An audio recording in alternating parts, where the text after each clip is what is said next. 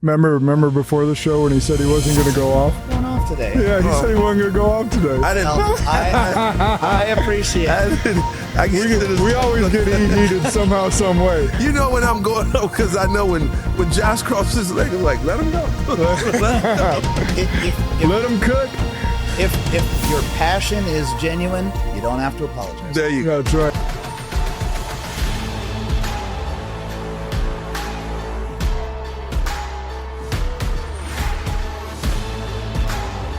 This is Sparta! Welcome back to Spartan Leadership. I'm your host, Josh Kosnick, and this is your podcast for leadership, inspiration, and impact.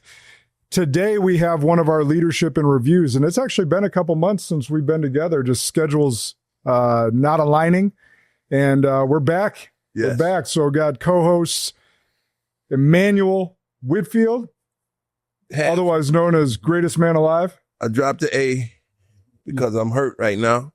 Tore my bicep. That's why my arm's kind of skinny. Josh probably loving that, showing off his guns. And I got a bow and arrow right now, but I'll be back. Yeah, well, Jason and I determined that he was lifting a total of 8 pounds while he You got it. while he tore his bicep. And Jason Smith, our residential constitutional law attorney. Also recovering. I still have stitches in my knee from arthroscopic surgery. They took out another probably 20% of my meniscus. So this is like the land of walking wounded. We just got off the IR, off the bench, off the injured reserve. We're ready to go. Me and Jason's been under the knife. Well, you were talking before we started recording. You were talking about all that's going on in your business world. Talk a little bit about that, because Jason has a background in constitutional law, but he's an entrepreneur running multiple businesses, and you've been in a real busy season. Tell us what's going on. Yeah, our cigar lounge just was nominated and won 7 different categories for best bar, best staff, best. Well, we could have told them that. Goes on and on. But and that's really a testament to the staff, and they're fantastic, and I appreciate it, and to our customers. But we are building out a second location over on directly across the lake here in Madison, over in Wanakee. And then we're also, my wife and I are doing some real estate development. And we just started that project. So between that and knee surgery, it's been pretty busy summer. Yeah. Well, actually because this is before we get into our leadership and review and all the fun that we're going to have with this episode, talk a little bit about the struggles you've had with getting this second location open. Oh, sure. Yeah. When we worked very hard to build up, the business that we have. And when the demand was such that we wanted to open a second location, we initially, filed the permits. We got our tobacco license. We got our, liquor license. And as we were getting ready to, start construction on a location on the west side of Madison, the city attorney came in with a cease and desist letter and essentially said, zoning is not going to allow you to smoke cigars in this, but you can go ahead and build your cigar lounge. You just can't smoke cigars in it. Jesus. And I believe someone said, there was a former Wisconsin Badgers coach who tried to do something like that on the west side, and we didn't let him either. We didn't let him do that either. That was kind of the message I got. So the writing was then on the wall, and we decided to take a look at other venues. Wanakee, the village of Wanakee, maybe one city over there from Middleton. They were very business friendly, very supportive. So we said to ourselves, hey, there's a plot of land. We met those really great people, the Tierneys. They had some land in a business park. They said, we'll just build this building over by Buck and Honey's. Mm-hmm. And thought, this will be great. Well, as you start going through easements and there's deed restrictions and all, by the time we got, through all of that, it really didn't make sense for us to build this out with all of the additional requirements. So now we're, 0 for 2, or strike 2, in terms of, regulatory issues, essentially. And then finally we decided, all right, let's just look for, an existing space. It'll be a little bit easier, faster. And we found this beautiful place, it's one of the Hovde properties, a 100-year-old building. It's gorgeous. It'll have a lower level speakeasy. But we finally moved forward. We are working on that now. Electricity went in there, working on HVAC. Hope to have it done before the end of this year. we'll see, because there's still additional permits that have to be issued about some of the entranceways in ADA. But I'm very hopeful because the village has been great to deal with. But yeah, I mean, it's been I'd say about almost 2 years now of regulatory hurdles that have prevented us from opening the second location. So that's a long-winded version of, I think, what you're asking about. No, that's exactly what I wanted them to hear, because a lot of entrepreneurs would, give up. A lot of people would just give up. Even the one in Wanakee that you were going to build from the ground up was supposed to be open a year ago. Yeah, that's correct. And so now it's finding that other space that's appropriate, if there's space that's appropriate, and you end up finding a beautiful spot that's going to, I can't wait. I would say this, though, on that point, is that, since we're talking about entrepreneurs and that's a big focus of what you do, I've heard a lot of the things that you said, and I think you give great advice.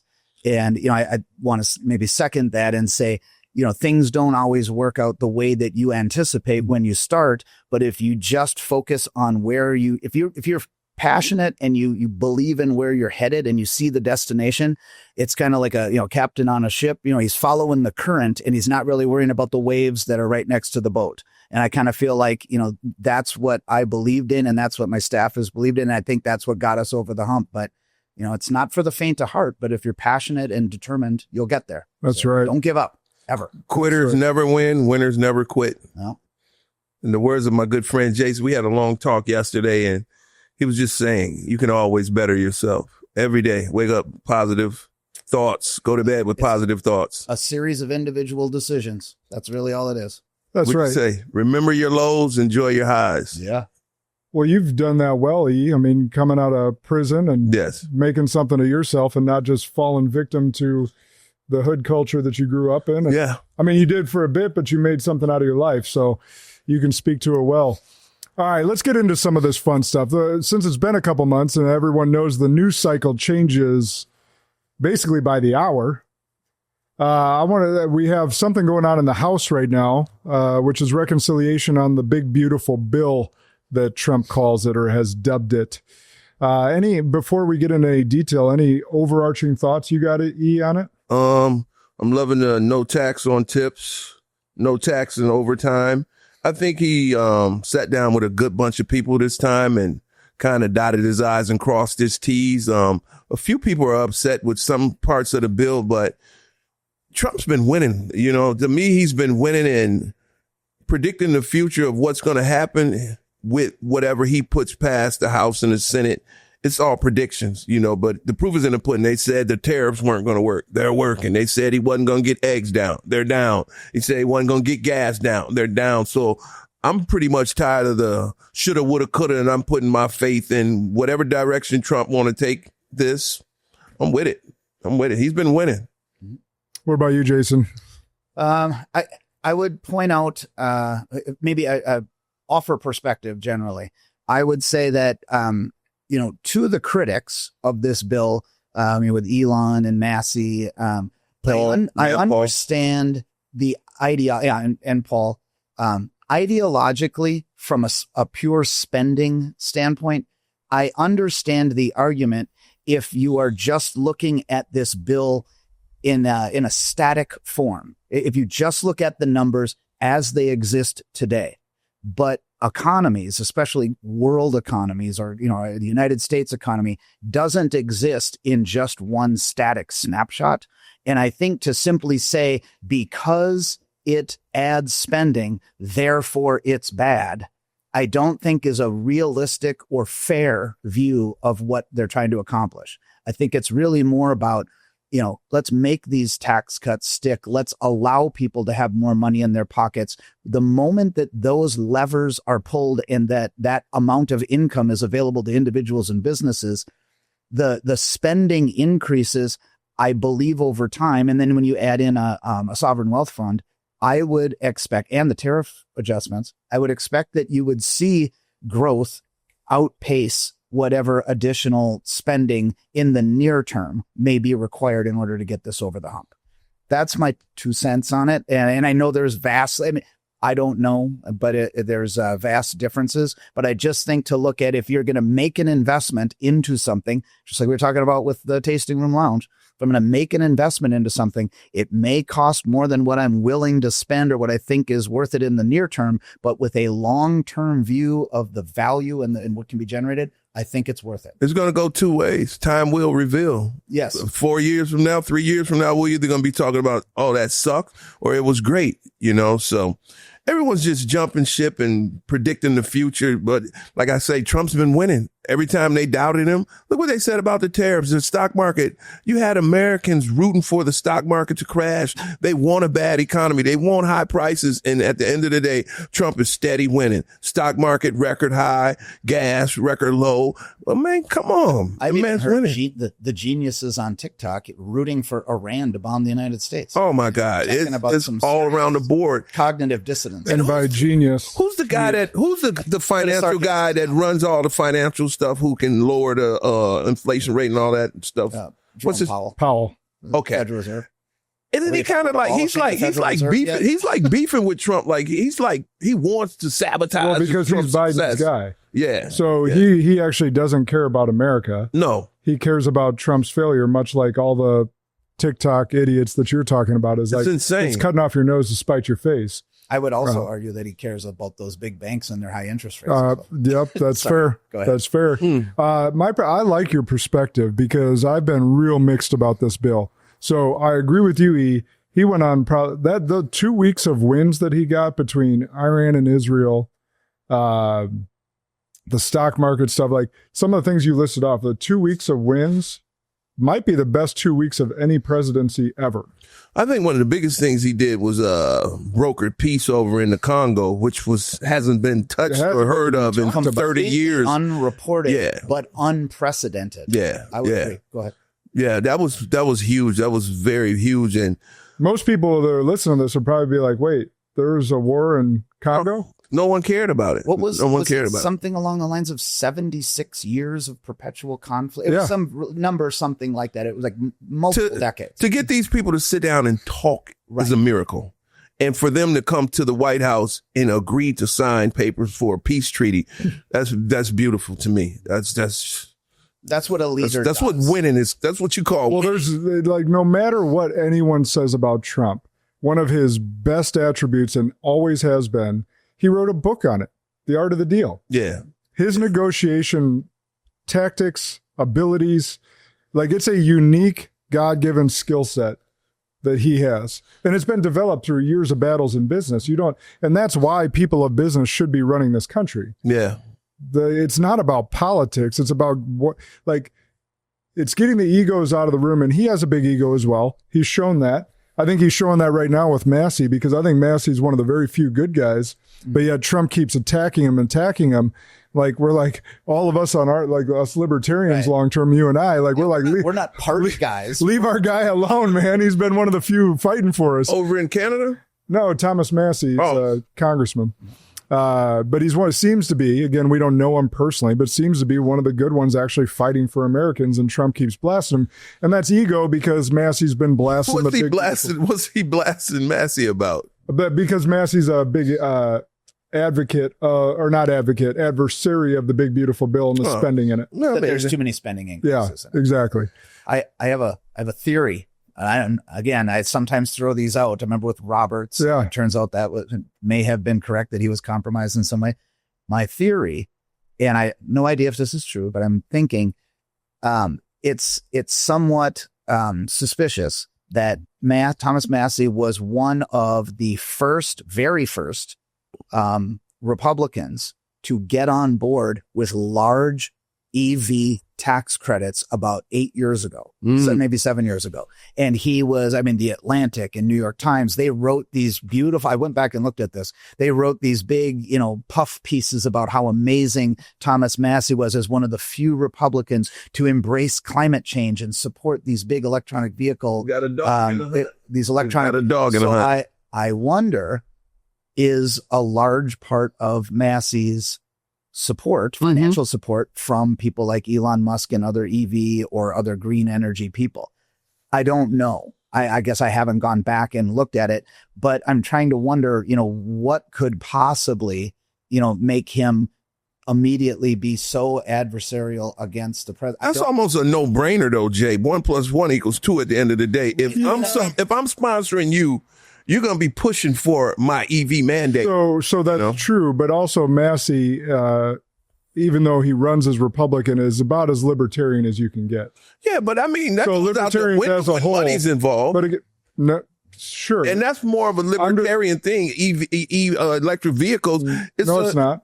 And so libertarians don't like electric vehicles? Well, not subsidies for them. Oh, but I thought they want to clean the environment and stuff like that. No. If you're talking about just people who want their individual choices, like to do whatever you want, do the free market. If you're a purist like Massey is, what you would do is you would say, okay, let all the companies make any kind of, you have a coal car if you want, let any kind of car, you make, and then let the market decide. And that's really what Massey's coming. So I'm not saying that Jason's theory is wrong. I'm not arguing that. What I'm saying is another take could be, because he is more libertarian than anything else, is that he's against spending. He's against big government as a whole. So if he just takes it like Jason's take on mad at that.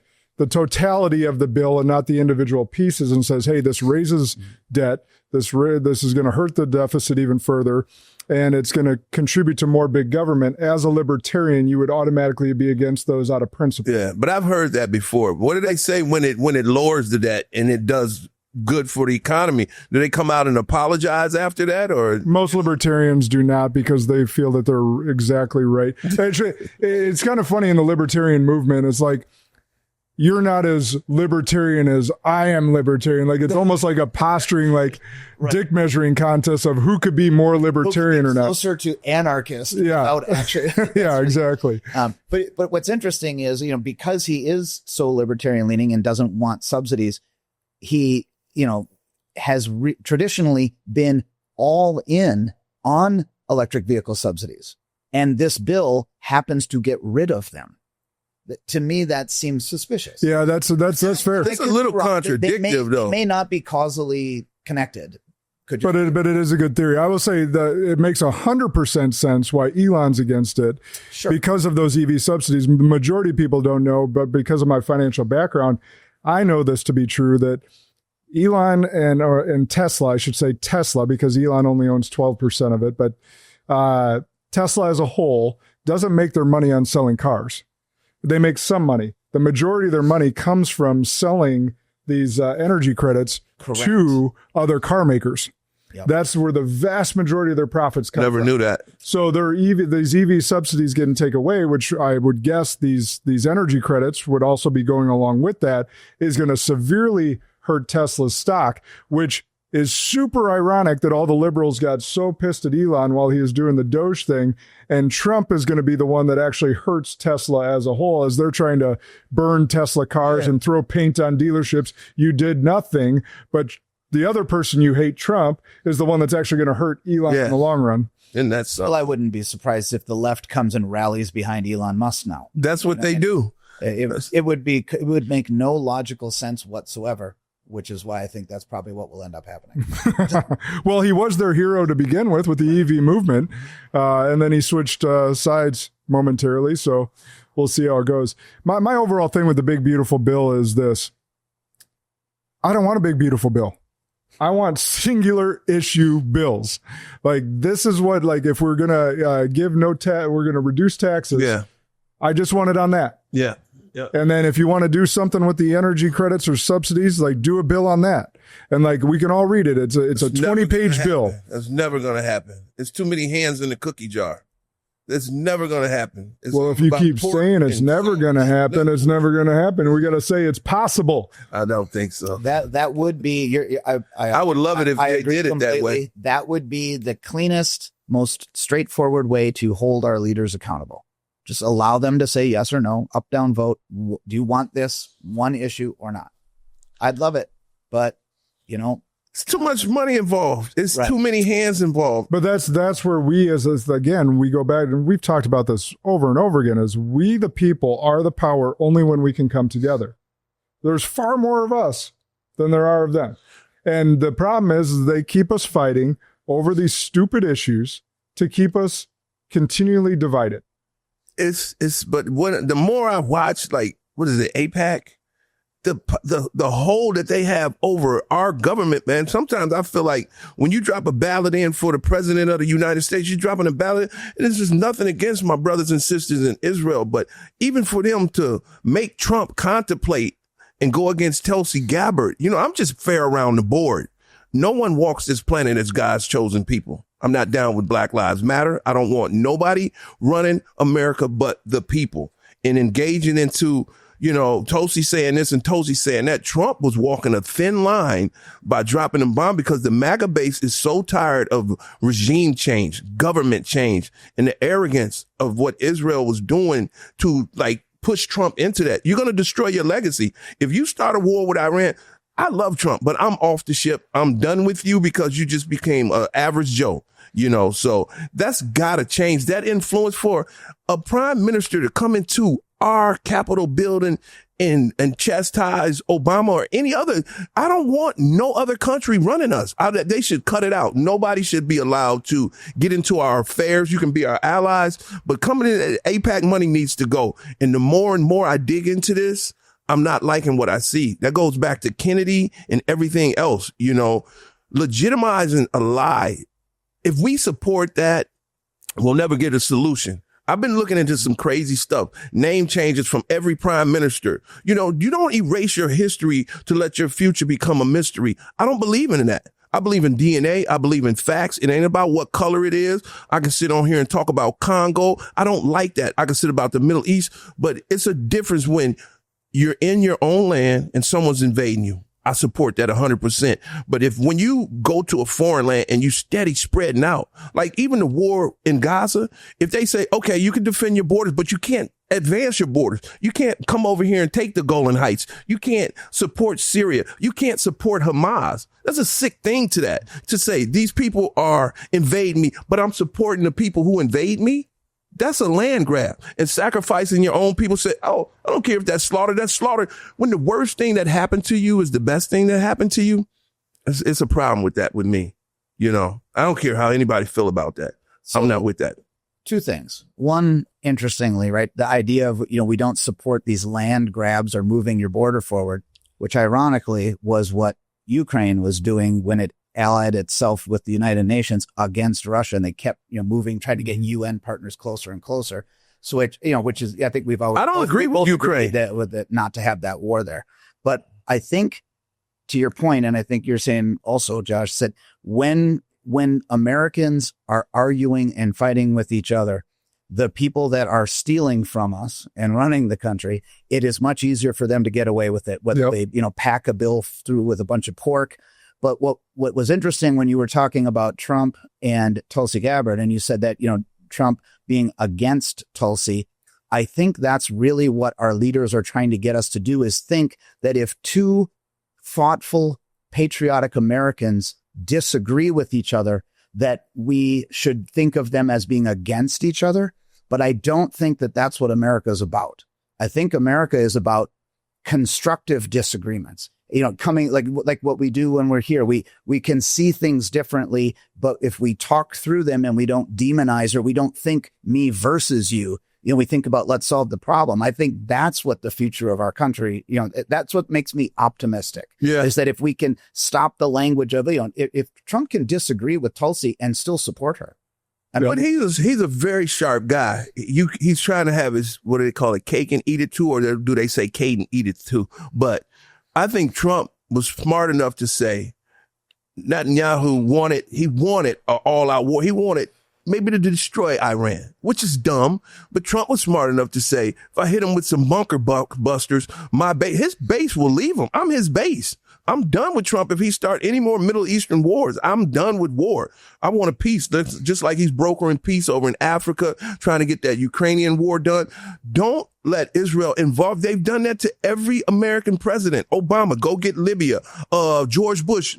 I look back at Netanyahu. He's sitting in Congress pushing these wars. Iran is way over here, supporting rebels to go into Syria. This is crazy to me. On all of your points, I would agree with you. The differentiating factor is there have been, pallets of U.S. currency sent to Iran. There was turning a blind eye to the development of nuclear weapons. Well, they invited the inspectors in, you know, Well, and I mean, I get what you're saying. And I'm saying that but once they've developed the ability to make nuclear weapons, whether you invite the inspectors in and you don't actually have the weapon fully assembled, but you have all the pieces. I mean, the question is, are we comfortable with allowing a nuclear Iran, or can we take a targeted, no U.S. boots on the ground approach? I can agree with that. Communication, with deadlines and expectations, drop the bombs, like limit their ability, and then come back to the table. I agree with that 100. I agree with that 100%. I would be down for that. The day that we send U.S. troops to Iran, I mean, loses all the base. No.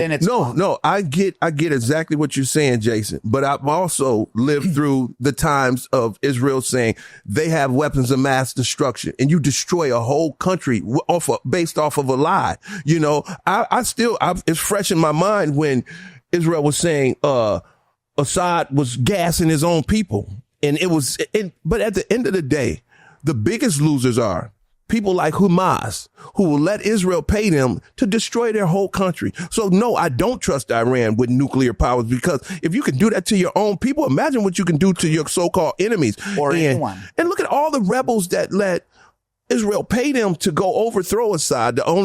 One of the only prime ministers that allowed Christians in their country. And now your country's taken over by ISIS. That doesn't make any sense to me. Well, it makes sense if you don't want to use the U.S. dollar as your standard, and you want to go to a gold standard, and you don't want to share your oil with the rest of the world. Isn't it interesting? There's probably some powerful interests in the United States that aren't going to have that. Oh, yeah. Isn't it interesting that every country that is either off the U.S. dollar standard and on the gold standard, or attempting to, all of a sudden gets bombed, right? Or there's some sort of major war, or some sort of Arab Spring or uprising that just happened to spontaneously occur and led to the downfall. Right. So here's a theory, and this came from one of my mentors, Andy Frisella. So it's not mine, but it made a ton of sense. Talking about going back to like Trump's negotiation tactics and knowing the gravity of getting into a war with Iran with boots on the ground, and also the contentious relationship with Netanyahu and Israel, is he talked about, look, this seemed a lot like two leaders talked ahead of time, said, I'm going to bomb you here and when, and then you retaliate back. And so no one actually gets killed, but we show our forces of strength. Oh, and at the same time, it kind of pushes away Netanyahu at the same point. And I was like, that actually makes a ton of sense. Yeah. I just hope it don't escalate. I hope it don't escalate. And as an ally, that would be like me and you and Jason. We are working together, and I'm getting over on you. That's not good business. We give them money. And I hope nobody think, oh, he's anti-Semitic. I got friends over there. I'm just real. It's just like the black community. I don't want a group or any community to feel like they're elite. We are all equal. We all stand together equally. That's my new clothing line, Waist, me and my buddy Cedric Cohen. But we all stand together equally. That's why I despise Black Lives Matter. It was putting a group of people up here. And you see what good that came out of that. Because it was designed to have Americans be against other Americans. It's not a good strategy. See the results. I saw some of my white friends just like having to bow down. No, keep your head up. No one's better than you. Little Shaniqua and all of these people are not better than you. You couldn't say anything at anybody at school. And you see the body cameras with cops. They have the worst job ever because of that movement. Now go get your sergeant. You can't, I'll roll my window up. I hate that fucking behavior. I hate it. It's horrible to me. Yeah, it's dangerous for both parties. Exactly. It's dangerous for both parties. parties. Handshakes and hugs among Americans than, among the world and kneeling and, among the world. The world needs some real healing. It really does. I think, but needs Jesus. But I do understand what you're saying about, I'm concerned about what can happen or, what might happen. But I think, we also need to be aware of, like, we should really be concerned about what has happened and not what has not yet happened. Yeah, we can't predict the future. I mean, that's really what I think we should focus on. But I want my president to go down as the greatest. You know, when I back someone, I really feel you. I believe in you. Don't let a side job destroy your whole mission in your show, you know, because you're doing a good job. You're pushing peace. And if it's a legitimate claim, but I've seen the tactics. I've seen little brother get big brother in trouble, you know. Like I said, this has happened to me before. And manipulation is very powerful. And then you look back, like I did something that made me feel so horrible. To make a long story short, I'm sitting at the Coliseum bar and this guy named Charlie, he comes up to me, like getting under my skin. Oh, you know, people around here saying this about you, and my pride is my class and people loving me. So he knew what buttons to push. I'm like, who's saying crazy stuff about me? I'm the greatest man alive. And he's like, Johnny over there. And so I didn't get a guy a chance. I got him hooked up on the window. You son of a bitch. You said this about me. He's like, what are you talking about? I look at Charlie. I said, tell him what you said. He looked me dead in the eye. He said, he's screwing my wife. And that's what happened. I went off emotions. I didn't do the research. I didn't make sure there were no weapons of mass destruction. I went strictly off emotions and betrayed a friendship, all because this little snake was mad at him for screwing his wife. I had nothing to do with that, you know? So that's why MAGA crowd is like, don't let these people, like, if someone was honest about that Ukrainian war, who wants to tell the truth? That was Ukraine. That was Lindsey Graham. That was America paying the military industrial complex and trying to make Putin look like the bad guy. Putin's been on way more right side of like Syria, Libya. He's been way more legitimate. Africa, go all over there. Putin was like one of the best. And we say he's the worst when we can look in the mirror, all the dirt we've done. Look at Hillary's emails. We can't let Libya back their own money. They got a big gold reserve. They're going to change the currency in Africa. You got London, Britain, and all that. The prime minister going over destroying peace talks in Ukraine. That's crazy. Lindsey Graham was just over there. They're going behind Trump's back right now, prolonging the war. That's why it's being prolonged right now. So remember before the show when he said he wasn't going to go off? Going off today. Yeah, he said he wasn't going to go off today. I didn't. I appreciate it. We always get heated somehow, some way. You know when I'm going off, because I know when Josh crosses his leg, I'm like, let him go. Let him cook. If your passion is genuine, you don't have to apologize. There you go. That's right. Okay. So let's. Well, more to be determined on this big, beautiful bill as it's argued in the House today. I want to shift attention to a headline from this past weekend in Coeur d'Alene, Idaho, where I've got some good friends, and I reached out to make sure they were doing good as this was all going down. But I'll just say a freaking terrorist decides to set a fire, to set an ambush on some of our first responders.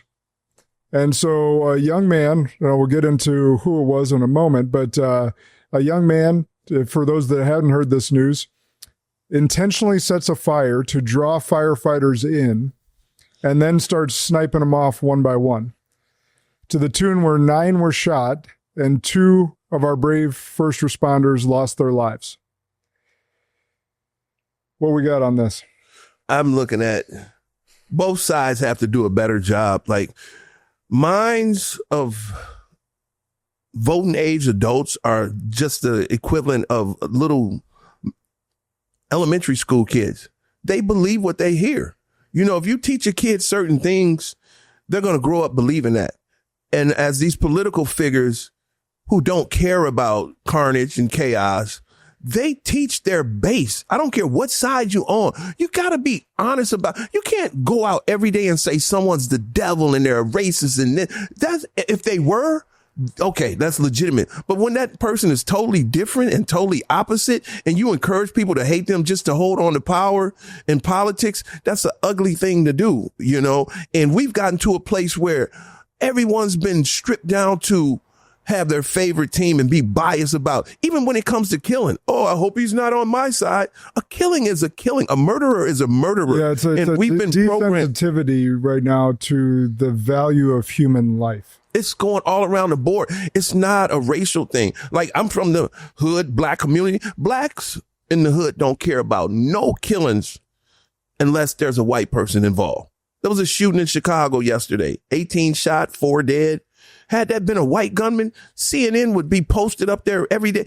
They know these young men who shot these people were black. They have they could care less, So you get Antifa. I saw a picture, Antifa, modern day Ku Klux Klan, just wearing black hoodies, masks. Klan used to wear white masks. That's why Antifa don't show their face. They are the modern Ku Klux Klan, So we don't care about things unless it's on the other side. And we got to stop that. We have to stop that. Both sides. It's crazy. The value of human life is the biggest thing here. Like you said, whether it's the shootings in Chicago that happen every day. I mean, you just brought up the most recent example, but the 4th of July weekend in Chicago is typically the highest number of murders, number of shootings every single year. The only thing is missing, there's no white shooters. Right. It would be a major story if there were white shooters in that. But it doesn't matter if it's that or school shooting or anything else. But what the left has really got to worry about and really get to come to grips with is the rhetoric that they keep posting. I mean, violence they want against ICE agents, violence they want against politicians, violence they want against anyone that wears a red hat like you. Yeah. Like, it's out of control. It's out of control. It's absolutely out of control. And you don't hear it coming from the right. You only hear it coming from the left. And so they're breeding these young people into doing some really stupid things, whether it's taking a shot at President Trump. The dude, which we still haven't heard shit about, which is crazy. The dude that got offed on the rooftop. But this person is in the Idaho shooting, Wes Rowley, 20-year-old, that appears to be transitioning from man to woman. They want to sweep that under the rug because they don't want to address that either. So, which, Jason, we were talking about how many of the last school shootings were of trans? 8 of 9? 8 of 9, I think. I mean, I guess there's probably been more, and I don't know. But I know there were, close to 10. And, my concern is, are we looking at the, is there another undiscovered or unknown? I mean, are some of these newer drugs, because they do have, a mental impact? The hormone blockers. That sometimes they can, they've been documented to cause either homicidal or suicidal tendencies. Well, all depression and anxiety medicine carry that warning. Yeah. And I would hope that would be something for our current HHS secretary to maybe, dive a little deeper into, because I think, what you were getting at too, I think, was that, this idea of us, I hope they're not on my side or, their side or whatever. Mm-hmm. And maybe it's because it's the 4th of July weekend, but I'm particularly patriotic and I think to myself, we're all in this ship together. And, with compassion and understanding is really, in not letting the power mongers that are trying to pit us against each other win by demonizing the other side. If we take a look at these, look at this is a crime, whether it's in Chicago or whether it's in Idaho, it's a crime, right? Let's find out why this person did it. Let's try to solve the problem, and let's not use them as some type of political pawn to turn more people against each other. I think the time is now to start looking at things a little bit. That's so spot on. That's so spot on. We always want to. So here's when I do business coaching with leadership teams, which is what I do almost every day. There's some individual coaching, some boot camps I run, whatever. But when I'm in a leadership room, I am getting them focused on being hard on the problem, not on each other. Solving the problem at the root cause, not the symptoms, so that we can root out that problem so that it goes away forever. And the moment that you don't take something personally and become a member of a team and dig your heels in is the same moment that you can actually focus everyone's attention on the problem itself. Yeah. It started though with... Wait, no, go ahead. Go ahead, John. Well, so my point in being that is like, we constantly want to address the symptoms and not the root cause. So like when we talk about the school shootings, which, we could argue, but in my opinion, are the most heinous acts. And I think that's why they're purposefully perpetrated in some instances and are publicized so much to breed more school shooters because it's an anti-gun. Yeah. Every time that happens, the biggest push for getting guns off the street is happening then. They're not talking about anti-gun with this Idaho shooter. They're not talking about anti-gun with any of the Chicago shootings that happen every single day. Yeah. They only do it with school shootings. That's crazy. So the point is it's a symptom, not the root cause. And we have to get to the root cause, which is the mental health. In my opinion, there's probably some ancillary roots here, but is the mental health of our society, which we know that the numbers, even though we have all the information, all the technology, and frankly, many of the cures are holistic cures, not these prescription medicines that cause more suicidal ideation or murderous ideation. We're constantly addressing the symptoms. That's what the medical institution does. Oh, you're depressed. You're having depressive thoughts. Here's some medicine. What's the root of your depression? Oh, you were sexually abused as a child? Oh, okay, let's get you some therapy. Oh, that doesn't benefit the doctors or the pharmaceutical companies, so we're not going to recommend that. Like, we have to be real about what the root causes of the problem are if we're actually going to be real about solving the problems.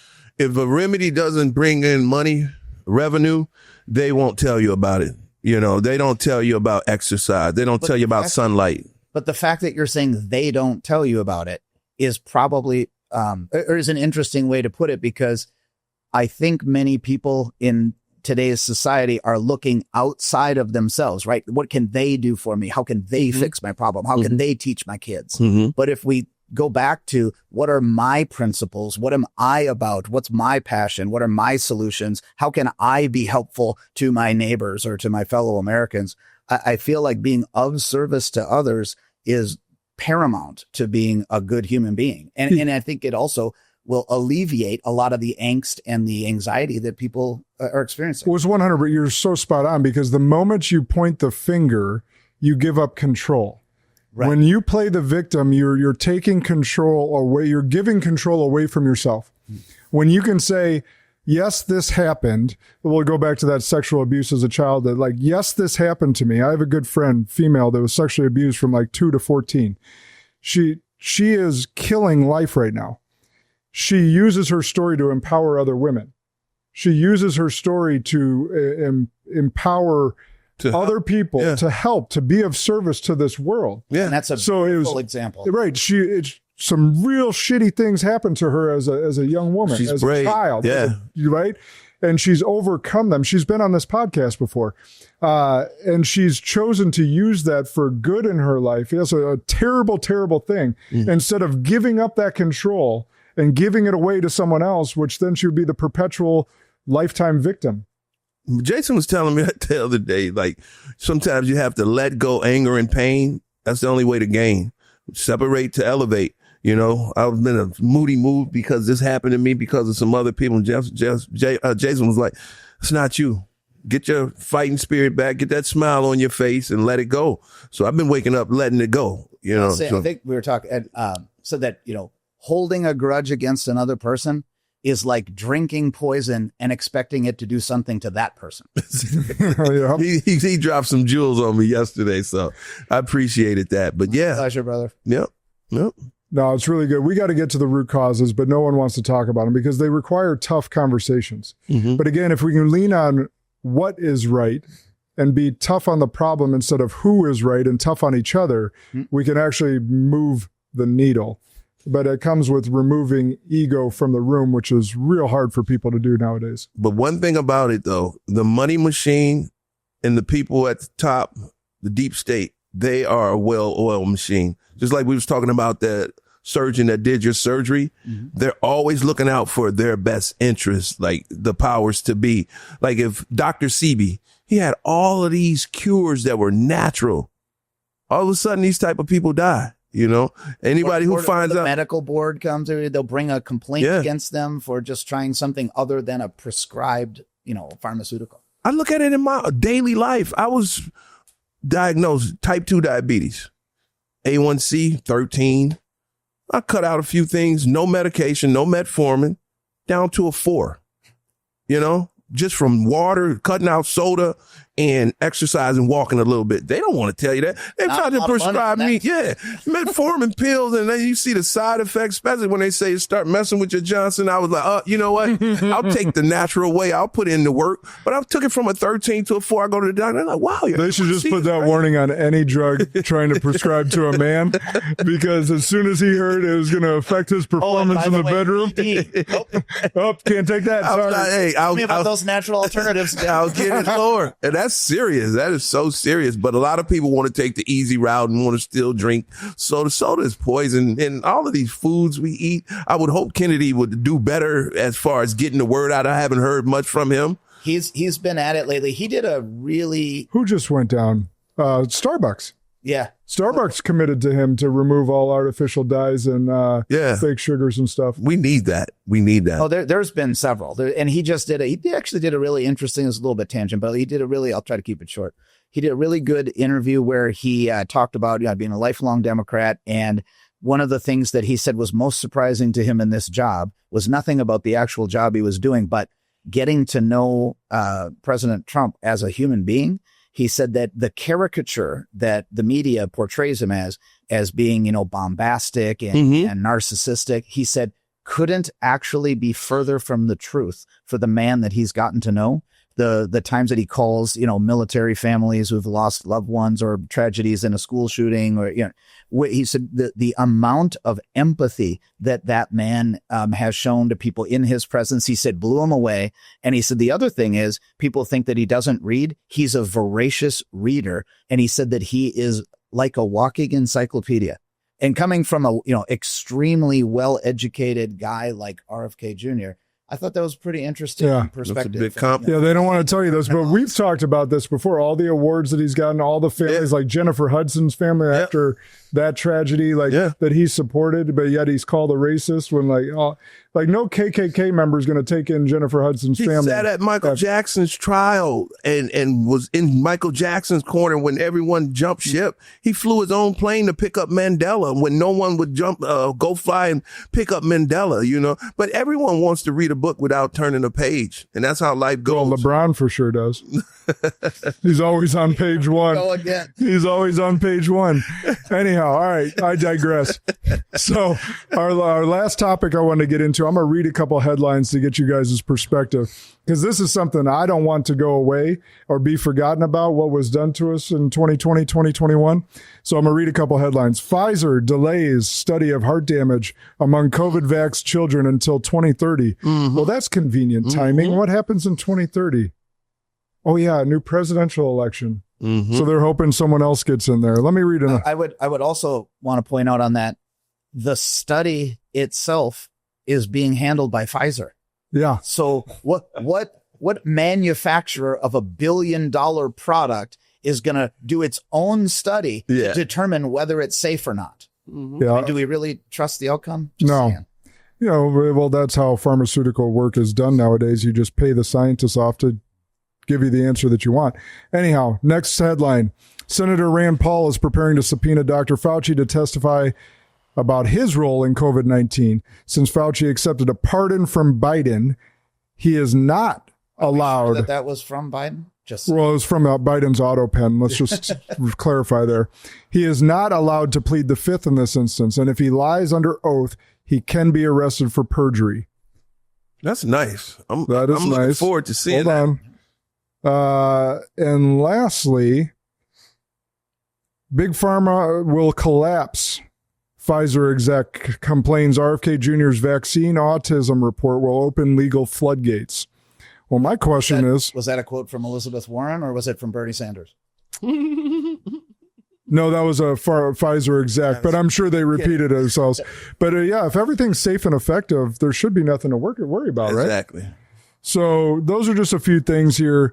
What I was saying, starting this topic with, is I really don't want to forget what happened during COVID. That was horrible. I mean, there's one other thing that I had here. So the CDC had evidence of 1,135% increased risk of autism from the hepatitis B shot, and they covered it up. That's a pretty big percentage. That would be 10 times more likely. 11 times. 11 right? times more. Yeah. Wow. 1,135% increased risk of autism from the hepatitis B shot, and they covered up.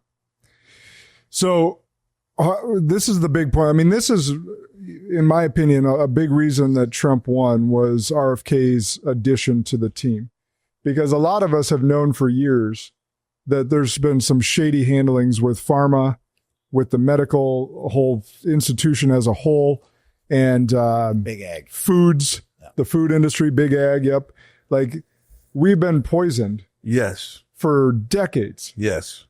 and we have the most money in the world, and yet our quality of life is not better. Our life expectancy is not better.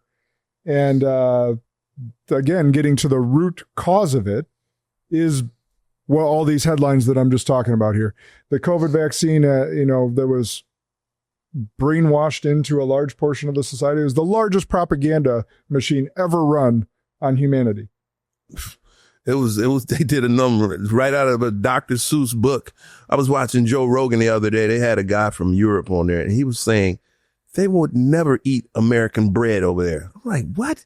No, they would not touch, if a bread from America, they wouldn't touch it because all the different chemicals in the bread we have here. And he basically was saying only safe bread to eat over here is sourdough bread. I don't try that much, but I'm going to look into sourdough bread. Because there's a big uprising in the more, not just farm community, but people that, like a lot of house moms now have woken up to that, and they're making their own sourdough bread. Like my sister-in-law started, like my brother says she's killing it. There you go. There's an uprising and people awakening to that, and sourdough new bread. business we can start. Well, we have organic sourdough bread. Imported flour, though, as Yeah, well, right? yep. That doesn't have the pesticides or Correct. the GMOs. And, Yep. Well, I mean, I know a friend of mine, her sister, I believe it was, has had, celiac and some other gluten intolerance, a lot of stomach problems. Took a trip to Italy and for a week ate pasta, like more and more along the week, never had a problem. Bread and pasta, a bit different flour. Yep. So, I mean, I know it's anecdotal, but for her anyway, it was real. So where can we pick up this Spartan sourdough bread? I don't know that I have bandwidth or time to start that up, but maybe we can get some people on it. But bottom line is, the Fauci thing I want to touch on here with these headlines is we talked about when he was pardoned with the auto pen, but which was disappointing because that went back to 2014, did it? Mm-hmm. I haven't. I think it went All of them went from backwards to 2014. Yep. But interestingly enough, My Adobe Acrobat wasn't able to read it pre-printed. but it's interesting. Like, that dude should have been in jail for what he did to animals.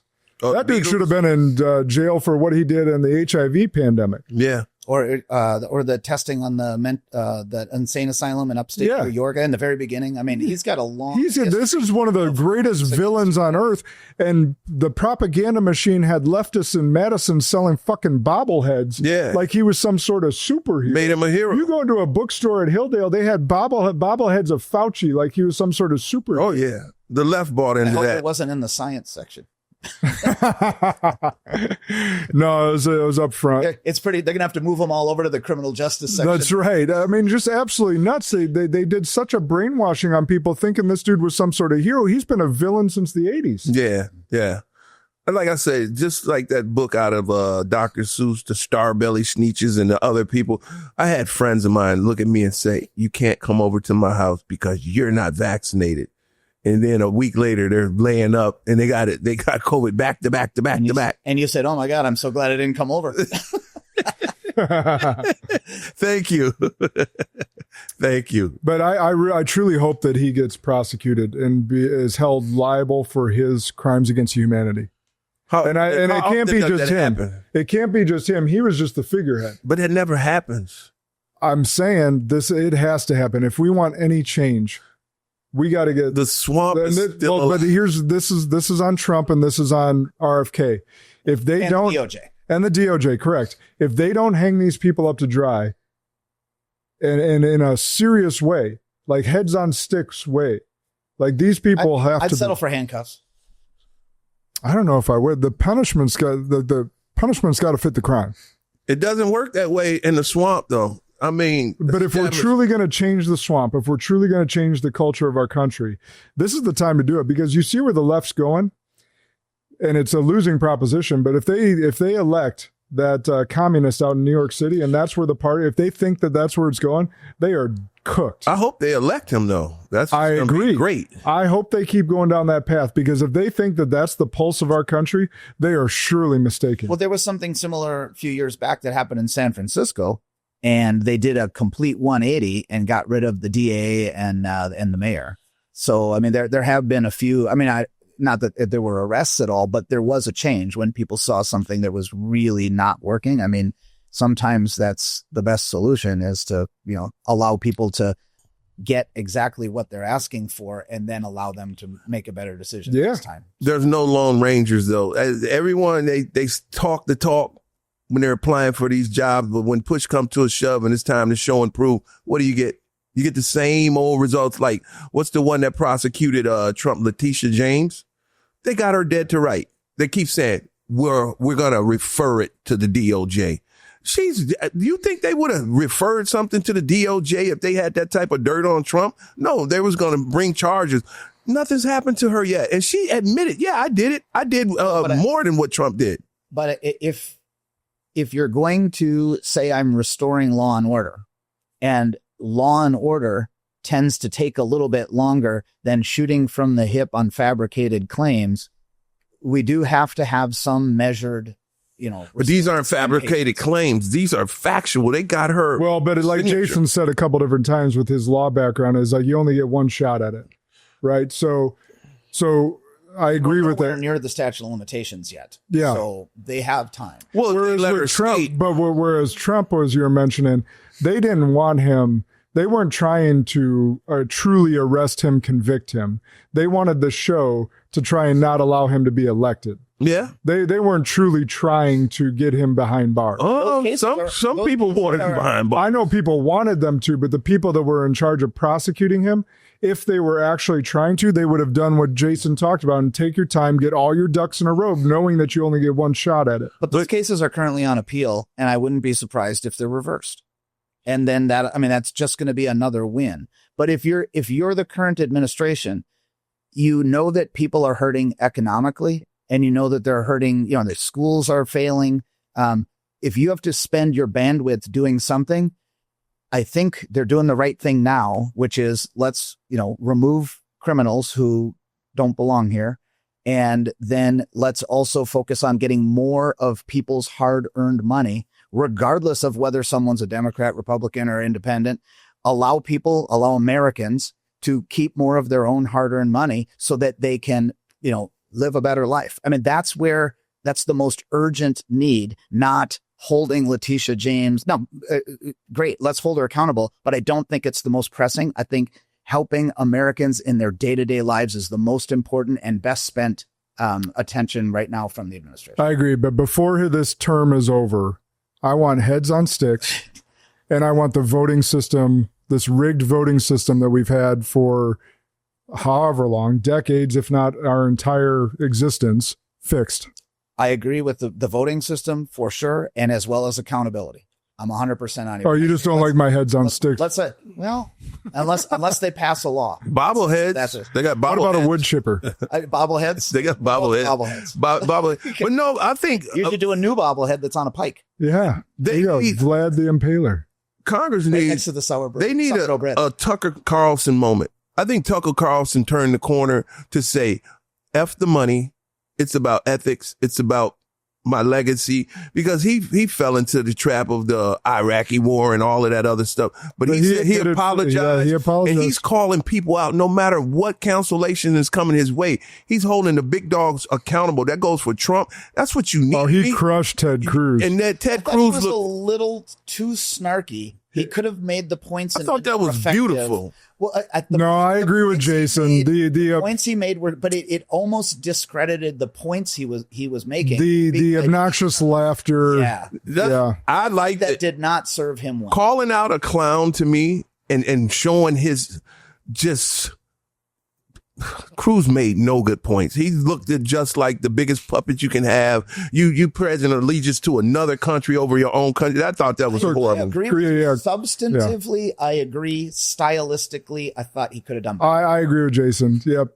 He smashed Cruz. That's true. I love that. Being said, he kind of made himself look like a fool in doing so. You can say that, but he's called out all of them, from Lindsey Graham. Substantively, totally agree with you. I'm a big fan of Tucker Carlson right now. I really like what he's doing. And that's the thing. You're not going to please everyone with anyone, especially like personality wise. When you're being bold, you're going to have people like Jason and I that say, yeah, I would have gone about that differently. And you're going to have people like you that be like, I loved it. I love it. Like, I love it. and then you're going to have people on that complete opposite side that are like, Tucker's an asshole, all the different things. And that's the beauty of this country. We can all have those opinions without being against We each can other. agree to disagree. Let them cook. Well, what we all do agree on is Cruz got smoked. He got smoked. He got smoked like a I good would Cuban agree. cigar. Yep. He didn't know what to say. It was funny as hell. He looked like an idiot. He did. And he's a pretty smart guy. Well, what does it matter if I know they're popular? Well, you should know, but if you're going to bomb the heck out of them, you should have, again, human value, like the life value of a human. Like, if you're going to kill people. He did not look like the captain of the Harvard debate team. No. Or law school, I think. Is that what he claimed to be? I don't know if it was debate team or maybe it was mock trial or something like that, but he was one of the more talented. I think even Alan Dershowitz said that he was one of the brightest law students he had ever encountered in his career. Cruz? Yeah. Interesting. He did not show it. He couldn't handle the laughing hyena. When Tucker Carlson hits you with that hyena laugh, oh, he's got you. Yeah, and maybe that was part of the play, right? Maybe it was to throw him off a little bit. Yeah. Get under his skin. That could be. I mean, it is TV. Yeah. You got to play a role. That's great. All right. I want to leave the audience with this. What I'm seeing a shift of, and we'll go back to the entrepreneurial space. Obviously, there's a lot of leadership that needs to happen in politics. That's some of we're seeing what we like, and some of it, there's a lot of room to be desired yet. But I want to leave the young listeners with this. I'm seeing this shift where there's a lot of businesses that were older owners right now. And I don't know if you've noticed this in your walks with all the entrepreneurial stuff you do, but a couple of my clients, they've chosen younger people in their mid-30s to be their successors because those younger people have really shown work ethic, integrity. And there's this opportunity that I see out there because there's such a gap in that younger generation in people claiming responsibility, going above and beyond their roles, and instead of just punching a clock, where the people that are showing the initiative are actually winning. And so if you're in that younger spot, don't be shy about your desires to take over a company, to be the next CEO, to really show that to prove your mettle, to go above and beyond, to study what it means to be a boss and a leader beyond, because I'm seeing some great things in real life examples of clients of mine where they're choosing younger successors over some people that have been there for 20 years plus because of their ambition and willingness to dive in. So you have some opportunity out there to really take the horns and take over some really successful multi-million-dollar companies if you're willing to work for it. So do you think they are trying to enrich themselves, or are they for the greater good of the company? What do you mean? The company, do they want the company to grow, or do they just want their bank account to grow? Some people go to work just as an individual. Yeah. So that's what I'm saying. That's a great question. The people that are actually looking for the company growth and looking out for the company and showing the initiative to be that next leader. That's what I would want on my team. That's what all of us leaders want as entrepreneurs. Yeah. People that take ownership of their role and ownership and beyond ownership of their own role, looking for areas of improvement in the business. Yeah. Right. And that's what we see when we go to the tasting room. Down. We see that with Jason all the time with Jason's people that are not just like a manager going, oh, that's not my job to clean that up. Yeah. No, they're going to clean it up because they see that something. It's a well-oiled machine. I can say, even as the owner, the number of times that I've pulled a mop out and mopped the bathroom floor just because I wanted it to look, but I guess. But that's why your people do that, is because they've seen you do it. Right. You're showing the way. Yeah. But even so, I'm just saying out there for you young leaders, young people coming up there's a lot of opportunity. Can I say one more thing on that exact topic? Yeah. And my wife and I we run operating businesses, and in total probably 50 some employees between the two operating businesses. My wife explained this one time about expectations of young managers or professionals in general is the difference between the type of person that you're describing, which can be the future, versus someone who's doing the job. The person that's just doing the job will oftentimes come to an owner or manager and say, hey, there's a problem. And they stop there. Mm-hmm. But the person that says, hey, here's a problem, and here's what I think we should do.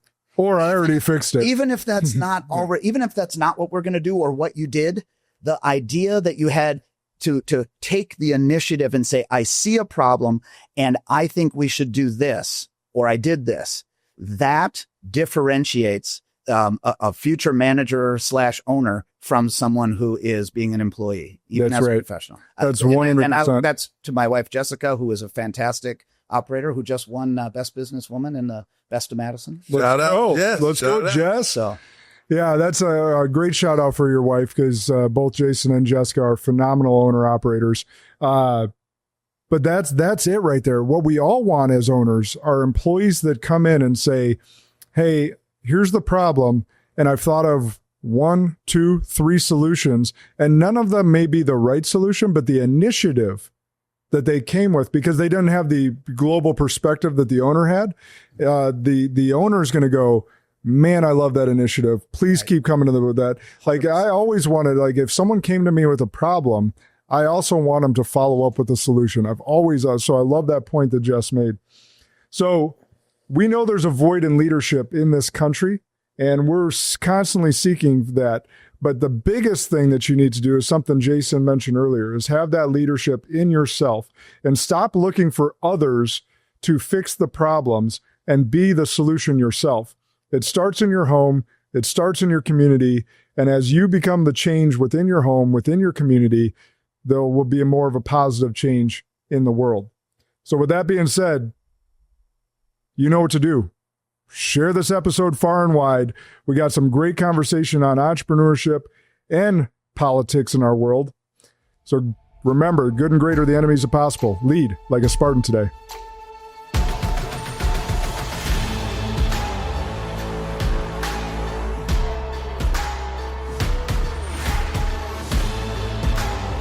This is Sparta!